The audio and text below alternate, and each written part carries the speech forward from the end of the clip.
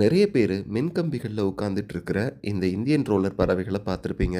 India, Pakistan, Bangladesh, Sri Lanka ஆகிய நாடுகளில் இந்த பறவையை நம்ம பார்க்க முடியும். உட்காந்துட்டு இருக்கும்போது இதனோட எல்லா வண்ணங்களும் வெளியில் தெரியாது.